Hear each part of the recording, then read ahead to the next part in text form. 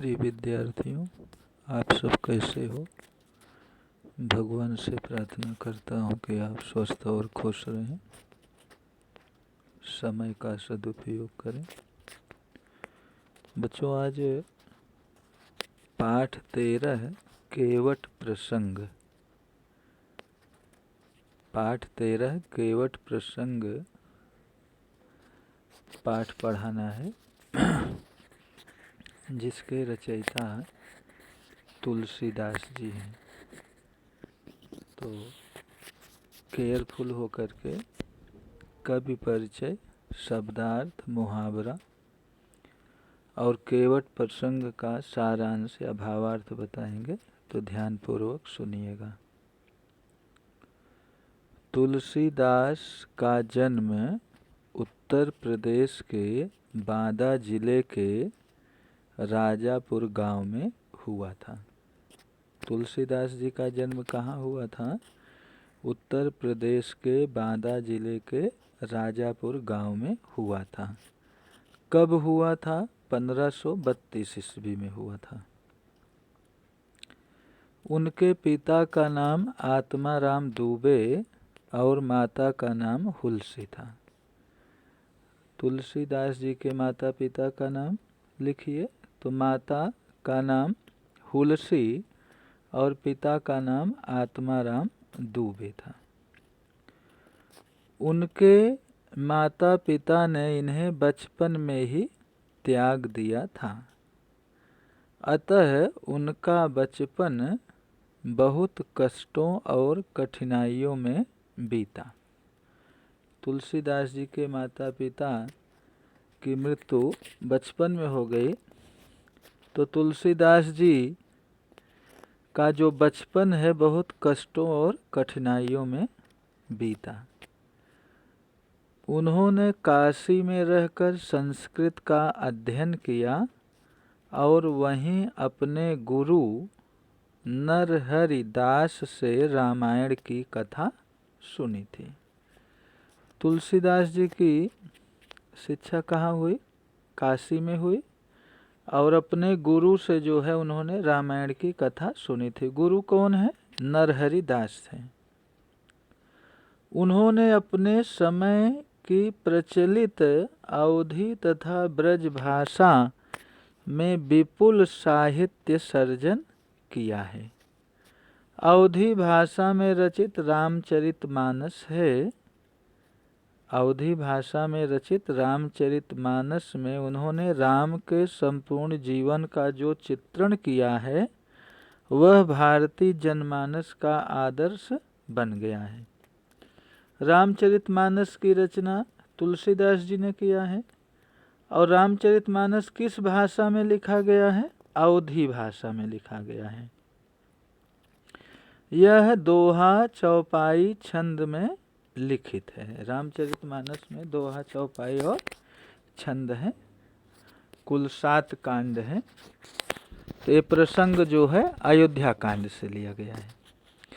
कवितावली, गीतावली, दोहावली, कृष्ण गीतावली, विनय पत्रिका तथा बरवय रामायण आदि उनकी अन्य प्रमुख कृतियां हैं।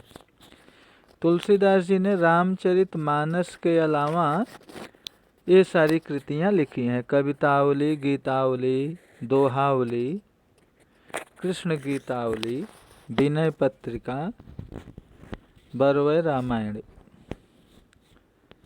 केवट प्रसंग रामचरितमानस के अयोध्या कांड से लिया गया है। बच्चों, रामचरितमानस में कुल कितने कांड हैं? 7 कांड हैं। तो पहला बाल कांड है। बाल कांड के बाद अयोध्या कांड आता है। तो जो प्रसंग है अयोध्या कांड से लिया गया है। वनगमन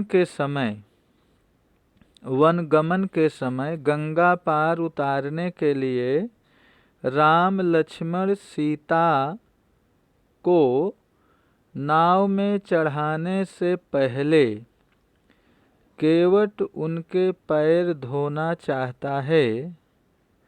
राम के चरण रज की महिमा से परिचित केवट की सरल सीधी तर्क संगत लगने वाली उक्ति अत्यंत मार्मिक बन पड़ी है।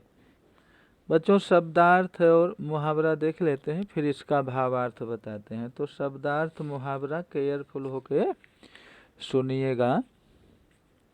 एक ही मुहावरा दिया है, बाट पराई। बाट परई, बाट परई का अर्थ है डाका पड़ना या राहमारी होना। शब्दार्थ केयरफुल होकर सुनिएगा। मर्म, मर्म मीन्स होता है रहस्य, मर्म। रज, रज मीन्स धूल। मानुष, मानुष मीन्स मनुष्य। मूरी, जड़ी बूटी। कछु, कुछ, छुअत, छूते ही। शिला, चट्टान। पाहन, पत्थर। तरन्यु, तरन्यु मीन्स नाव। घरनी, पत्नी। मोरी, मेरी। और कबारू, कबारू मीन्स होता है व्यापार। गा, जाना। पद, पैर। पदुम, पदम। पखारन, पखारन मीन्स धोना। राउर, राउर मीन्स आपकी, आन, सौगंध। अटपटे, बेढंगे। बयन, बयन मीन्स बाड़ी। बिहसे, मुस्कुराए। चितई, देखकर। तो पाठ का भावार्थ समझिएगा, फिर कल जो है इसका प्रश्नोत्तर और वापस लाइन टू लाइन अर्थ बताएंगे। तो ये जो है केवट प्रसंग अयोध्या कांड से लिया गया है। भगवान को जो है 14 वर्ष का वनवास मिला है, तो वन जाते हैं। वन गमन के समय, वन जाते समय भगवान को गंगा पार करना है। तो गंगा पार उतारने के लिए वे केवट को बुलाते हैं। वे केवट को बुलाते हैं कि अपनी नाव लाओ और हमें गंगा पार करा दो। लेकिन केवट जो है आता नहीं है। केवट जो है बुलाने पर आता नहीं है। वो कहता है कि आपके चरण रज की महिमा हम जान गए हैं। आपके चरण रज में, आपके पैर में कोई जादू है कि इसके स्पर्श से शिला जो है, शिला मीन्स पत्थर जो है स्त्री रूप में परिवर्तित हो गई। पत्थर जो है सुंदर स्त्री बन गई। तो हमारी नाव है, पत्थर तो कठोर होता है, नाव लकड़े की है, काठ की है। तो अगर ये स्त्री बन गई तो हमारी रोजी रोटी खत्म हो जाएगी और हमारे परिवार का जो पालन पोषण है, हम अपने परिवार का पालन पोषण कैसे करेंगे। तो केवट जो है भगवान राम से कहता है कि हम आपको गंगा पार करवा देंगे, लेकिन बिना पैर धोए, बिना आप लोगों का पैर धोए आप लोगों को नाव पर हम नहीं बैठाएंगे। इसके लिए लक्ष्मण हमें दंड भी देंगे तो भी हम तैयार हैं।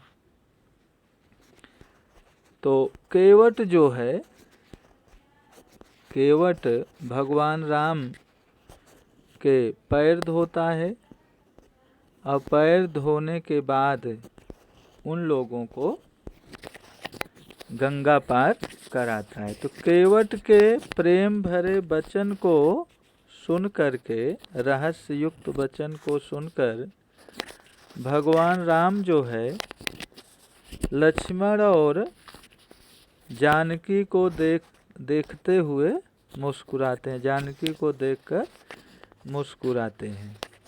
तो ये जो है संक्षिप्त भावार्थ आपको बताया है। होमवर्क रहेगा।